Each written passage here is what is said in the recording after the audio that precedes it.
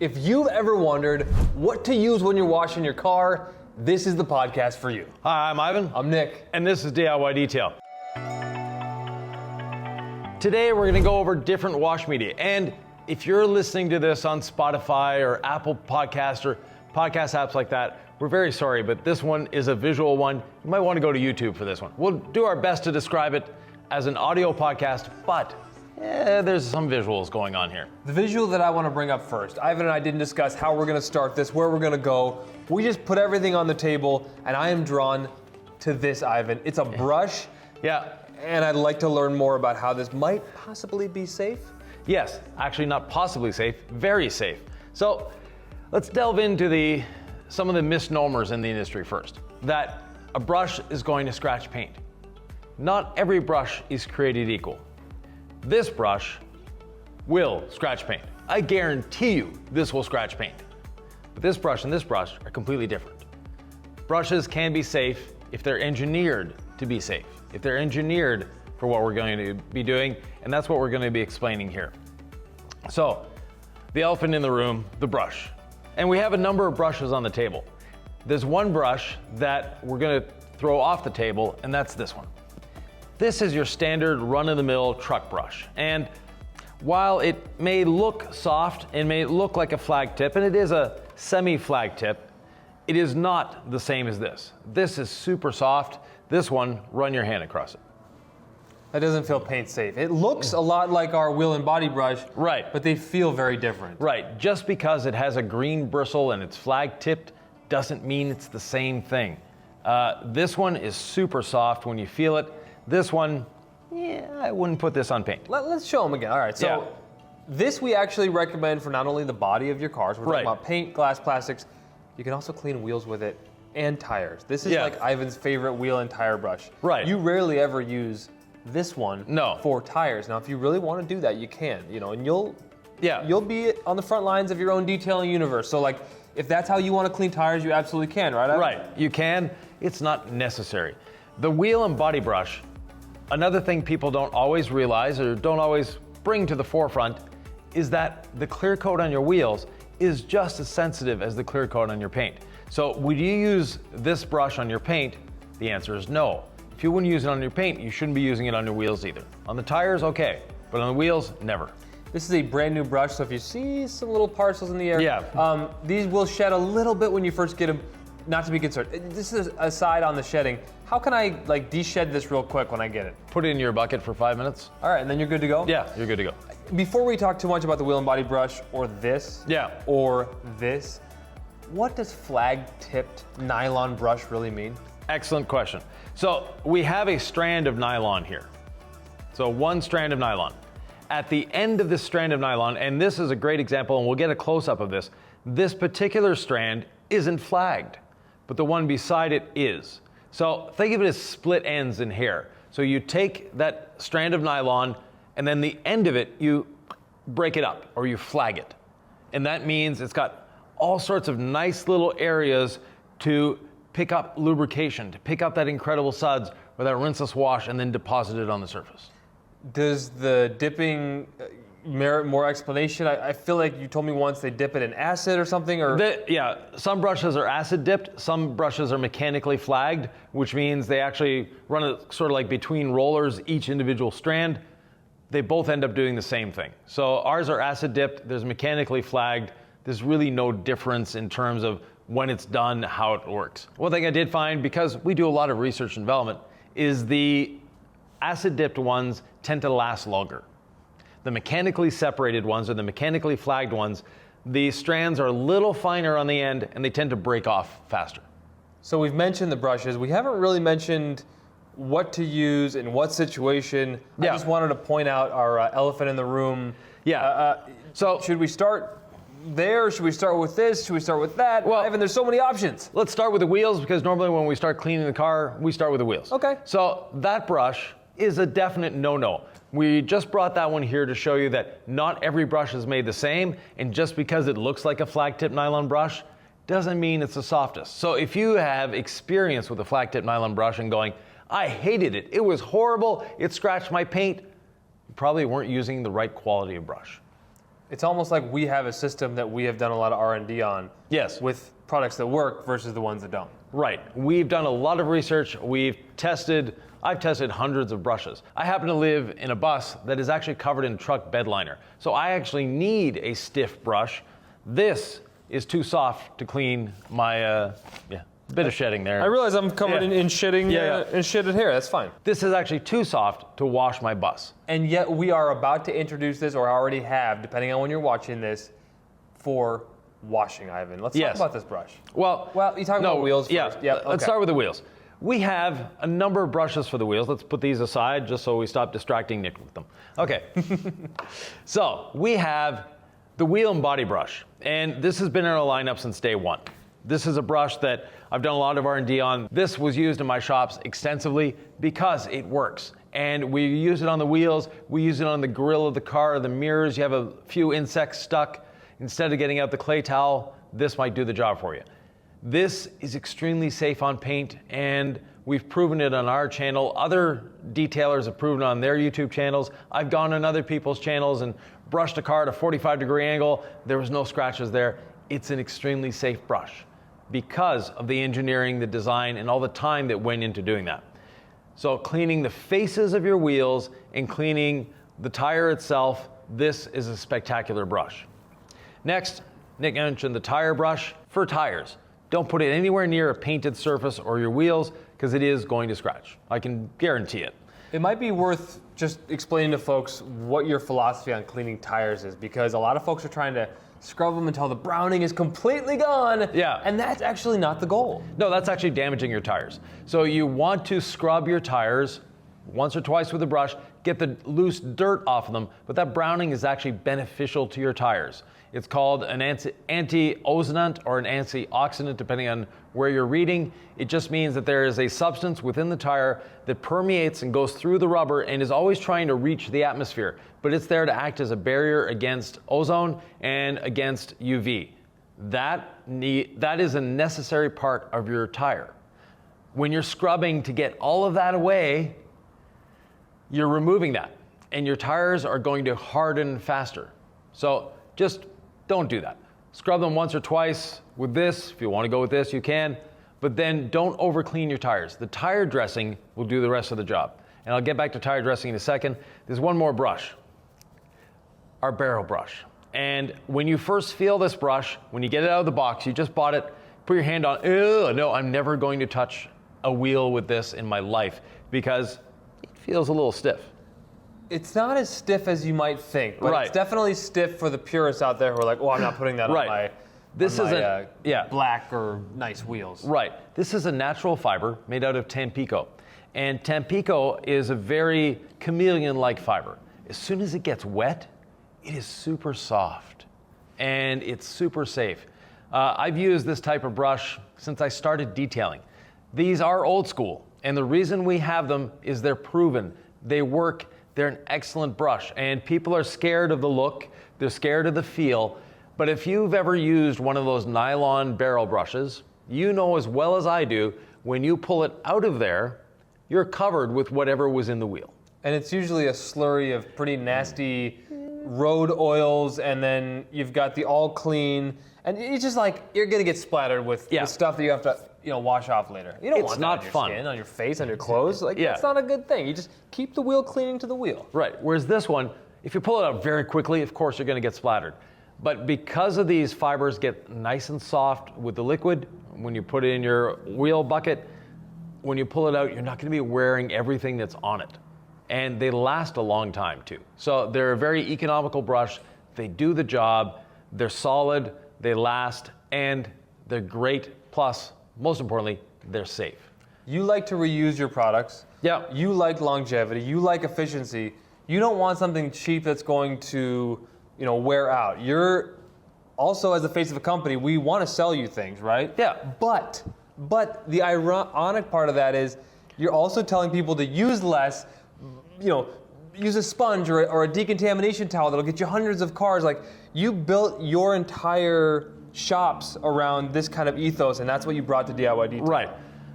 We're selling you products, obviously, but we don't want to sell you stuff you don't need. Now, the last thing with wheels and tires before we move on to the body, is this brush. And this feels remarkably similar to this, but it's a slightly different flagging. This one's a slightly different bristle, but also the flagging is a little different on it. So if you look at it, it's a lot more split. So this one has been double dipped in the acid. That's all it is. So what this one does, it's a very soft brush. It actually lacks cleaning power, if we can put it that way. You can scrub with this one, you can scrub with this one. This one is not going to clean as well as this one. That one is a kind of a less aggressive, right? Yeah, less aggressive. The reason we have this brush in our line is for applying tire dressing. Our tire lotion loves this brush, couple sprays on this brush, and with the edges, you can get right up to the edge of the wheel on the tire. You're not getting tire dressing on the wheels. You're not using a lot of tire dressing. People think that they have to saturate the whole brush. No, because of these flat tip bristles, you're just getting it on the surface here and it's transferring onto the tire quite neatly, quite nicely. So even if you have the smooth tires of my youth, or you've got the big off-road tires like you see on Jeeps and stuff with all the knobs on them, this brush will get both of those nice and dressed. And if the worst case scenario, because Ivan's got real skill going right around the edge of the wheel, sometimes I slip. Yeah. You just wipe it with a towel when you're done if it hits the wheel face a little bit, but for the most part, I watch Ivan, and you're like an artist, and you just go right around, and you're never hitting the wheel face, and you get a perfect line around the tire too. Yeah. It really is an all-in-one tire dressing applicator, which is underrated. Having been a professional detailer, mobile shops, I was trying applicators on this day, I was trying a towel on that day, Yeah. I was trying a coating sponge applicator the next day. Like, can I find the perfect thing? Like, don't overthink it. Use one applicator for everything. Yeah. Trust us. It works really well. Right. Our tire lotion's fantastic. Also on your plastics, your textured plastic around the bottom, if you've got an SUV, things like that, it's great for applying our tire dressing to there. Now, let's move the wheel stuff over, but you'll notice one brush is staying with us, and that's the wheel and body brush. I like that it's green, because to me that means go. Yeah. That means it's a yes for pretty much everything. Right. So the wheel and body brush, we'll do the washing in segments. So you've done your pre-foam or your pre-chemical if you're using rinseless or our friend Incredible Suds. You spray it on the vehicle, then you rinse it off, foam, rinse, foam. Then you reapply. At that point, you're going to be using this on the grill. You're going to be using it on the textured plastics. You're going to be using it on areas that you can't get into with a sponge or a wash mitt, and they're not convenient to do. You know, a front grille on many vehicles, especially now with those honeycomb grills, 3D textures on them, your brush is your best friend there. So this is our wheel and body brush. So use it for wheels, we're using it on the body. It's safe. You know, we do a lot of videos here, and we don't ever really teach to wash your vehicle with this, although you could. Is there something that's not super efficient about washing an entire car paint with this? Yeah, look at the footprint that this has, look at the footprint that this has. Look at the footprint that this has. Look at the footprint that this has. So it's just a smaller thing. If you're driving a small car, maybe you could wash the whole car with this. It just, to me, takes too much time. Right, it's like trying to polish an entire car with a 3-inch polisher. Yeah. Some might have thought that was a wise choice. Yeah, and he's sitting right here. Now, I've done it before. Next up, and this is our most popular wash media, is the Legacy Sponge. So the Legacy Sponge is a combination of red and black foam. They're both the same foam, don't worry. And this is just the different colors to help you guide you. If you always start at the top with the black and finish at the bottom with the red, or vice versa, it's up to you. You can do it that way. It's very easy to do. The Legacy Sponge, especially with a rinseless wash, is the safest wash media you can use. And the reason for that is when we're using this, there's a phrase that I'm known for saying once in a while, and that's we use it on the verge of dripping. If you leave this sopping wet and you slap it on the car, first of all, you might dent the car. No, it's not that heavy. But you slap it on the car, the rinseless wash is flushing the surface. Not what we want to do. Why? We want to absorb off the surface. So we've pre-sprayed with rinseless wash on the surface. We absorb it into the sponge. So on the verge of dripping, it's wet, it's lubricated, but it's trying to absorb off the surface. And you see it when we wash the cars. It's flooded, we bring the sponge across, it's actually drier when we're done. but it's also taken all that dirt and it's brought it into the sponge, because the sponge, when it's on the verge of dripping, wants to absorb. That's its natural state. I want to be filled with water. Then we dunk it in our wash bucket, we squeeze it out to the verge of dripping, and it's ready to go. Why all of these slits, some might ask? Yeah, well, the slits are there for a number of reasons. First of all, if you do get that bigger chunk of dirt that didn't rinse away, it's going to lodge itself between there. The second thing is flexibility. If you have a sponge, and let's use this face of the sponge. If you're trying to wash with that, you've got no flexibility, and you're going to create a pressure point. This eliminates pressure points. And this sponge, by the way, is called the Iconic Sponge. It started out as a collaboration between us and the House of Rags, but we've decided to carry it, to keep it, because of the demand. So it's still around. They're both the same foam. You'll notice a slight color difference. This because this one's damp, this one's dry. And they're both the same size. When you look at it, they're the same size. It's just the shape is a little different. And this is single color. Some people prefer single color over dual color. They like the old school red foam, just all the way. I'm so used to the Legacy sponge now. I prefer this in my hand. Yeah. But, you know, different strokes for different folks, Ivan. Is there one you'd prefer over the other? I like both of them. I'll use them interchangeably. And like I said, they're the same shape. If you eliminate this corner here, they become exactly the same shape, size, feel, everything. If I have one sponge at home that's worked great for rinseless wash, do I need to get another one? No, you don't. See? He's not trying to sell you more stuff. No. Use what you've got. And how many vehicles ought they be able to get out of a sponge? In my shop, we change sponges once a year. And you are doing a lot of cars every year? At least 1,000. Yeah. If I'm seeing chunks flying off of that thing and debris, if it's starting to break apart, that's when it's time to get a new one. Okay, I've never really seen that on mine, but No. I imagine if you ripped it, you could. Yeah, maintenance, keep it clean. If you're using our rinseless wash or Incredible Suds, it's going to be self-cleaning. If you're using a pure polymer-based rinseless, it's going to start accumulating dirt inside of it. Once in a while, get some dish soap, massage it in, rinse it out, and you'll be fine. You'll see what comes out of your sponge. All right. So you're recommending those for rinseless washing? And for soap, but that's me personally. I prefer a sponge. Now, we have two other things here. We have three, actually. The chenille wash mitt. Kind of a classic. Right.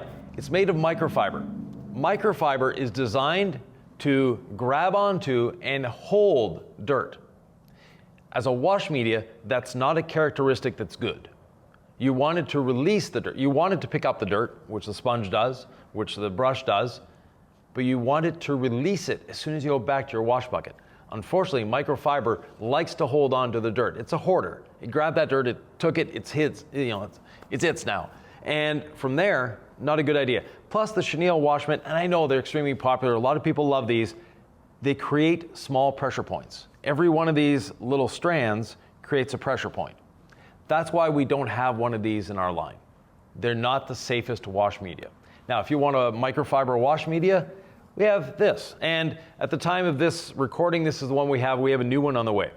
But this is multi types of strands. Some hold on, some don't. You'll notice some of these bristles are like almost a silk weave, whereas other ones almost look like the chenille, but much, much smaller. These do a better job of agitation, and you'll see some of these when you're putting them across the surface, they leave like lines on the surface. This won't. This is a lot safer than this. But this and this are a lot safer than this. Yes, I said a brush was safer. And this is where we come down to the science part of it and why we have a brush in our line now. First of all, I've been asked, since I started designing these sponges, that we need a sponge on a stick. We need a sponge that we can do the side of the RV, or we can do the roof of the SUV or the pickup truck. Yeah, maybe you're just not that tall and it's difficult to get to the center of the hood on some of these vehicles, right? Exactly. Cars and trucks, SUVs, they're getting bigger and bigger, it seems. Right, and if you remember back, maybe 8-9 minutes ago, I spoke about this needs to be on the verge of dripping. If this is on the end of a pole that you're dunking into your wash media, so far so good. Then you pull it out. How are you going to get that? And down the R&D path, I designed a bucket to do that. But then that means we have to sell you a bucket, we have to sell you all sorts of things, and I thought, no, this is nonsensical. We can do this. It's easy to do, actually, but the working of it isn't that easy because you need to squeeze it out a little bit. That becomes more difficult. So, went down another path, and that path is our body brush. You have no patience for overcomplications. Like, No. you are laser focused on simplicity and efficiency. Yeah, make things easy for people because I'm inherently lazy. So I want it easy for me too. Now, the R&D on this was a long drawn out process. This is a triple face. So we have a face here, and a small one there. Standard, you have a broom at home. This is the standard broom thread that's been used on handles, paint roller handles, you name it. Whatever handle you want, this will fit. You can use a 2-foot handle, you can use a 10-foot handle if you want, depending on the size of your vehicle. One other thing that we did with this brush is shorten it. Most of these truck type brushes are 10 inches long. It's not easy to get it in and out of a bucket. Like this one here, it will fit in a bucket, but it's very tight down either side, and you're gonna fold this up as you're putting it down. Not an easy thing. Whereas this one fits a lot more conveniently in a bucket. Do you feel like having your broom handle, for example, with the brush, it's actually easier on the body than bending over all the time into your bucket as well? Definitely. For someone that has a bad back, they can stay straight and the brush can go to the bottom of the car, it can go to the top of the car, it can do the roof. So ergonomically, a brush makes a lot more sense than any of these. The other aspect of this brush is we have a very deep flagging on it. So it's a little over 1/2 inch, close to 5/8. The flagging part of it is very deep. What happens with the flagging is this holds a lot of moisture. That moisture, unlike the sponge, where the sponge you don't want it dripping. This, you want it dripping when you're using it. Same with the brush. So what the brush is doing is it's going over the surface and it's depositing some rinseless wash or some incredible suds on the surface, but these bristles are so soft that they're not scratching. And they're just lightly agitating that dirt and bringing it into suspension. So that traffic film, instead of with a sponge like this, the traffic film is going into the sponge, you're depositing it in the bucket. This, you're emulsifying it, you're bringing it off the surface and it's there. Then you need to rinse away. If you're using a rinseless wash, this brush will work, it's great. But if your vehicle was very dirty, you might see on the surface, in the bubbles of the rinseless wash or in the beads of the rinseless wash, you will see a bit of dirt in those beads. So when you go to dry, your drying towel might pick up a little bit of dirt. That's actually not a bad thing. It's not gonna harm your paint. It's just you're gonna have to wash your drying towel afterwards. Okay, that makes sense. Yeah, whereas the sponge, you go over it once and you see that discoloration in the beads. You can go over it a second time, so flip your sponge to the other side, go over it a second time, it picks up all that dirt and your car is clean. So when you're drying it, you're fine. With Incredible Suds, you're rinsing it away anyways, so not a big deal. And would you recommend this for Incredible Suds as well? Yes, for Incredible Suds, it works wonderfully. For rinseless wash, it also works very well. Why this shape? When you're going down to the bottom, when you're going up to the top, you're keeping contact all the time. Oh, awesome. Yeah. Okay. Some might ask that question. Yeah, exactly. So you've been told for decades, never use a sponge on paint. We've proved, and by the number of these that we sell, a lot of you have adopted this because it's one of our best-selling products, or these two combined, sorry. Do you have any recommendations for what stick they might buy to attach to that, Ivan? I mean, some people want the plug-and-play LaCroix special. Plug-and-play, at the time of this recording, we don't have one yet. We're working on getting a very good quality one that's adjustable in length, because to me, that's important. But in true DIY fashion, we want to empower you that you already have the handle you need at home. You can just unscrew your broom and get to work. Anyone that has a broom at home has the tool that they need. And if you're working on a taller vehicle and you need an 8-foot pole, you can get an 8-foot pole. If you're working on a small vehicle like this, a 2-foot pole is all you need. You don't need to go to a special detail supply store and get a pole. No. A pole is a pole. Yeah, you're going to your hardware store for this one. Got it. So with that, very safe, very safe, safe. I wouldn't use this. I wouldn't use that. Not all brushes are created equal. On wheels, it's fine. It belongs on the ground anyway. We're never gonna use it anyways. It's just here for demonstration purposes. On wheels, it might not seem safe. It's extremely safe, extremely safe. Tires only. And applying your dressing. So yes, we have a lot of different wash media here.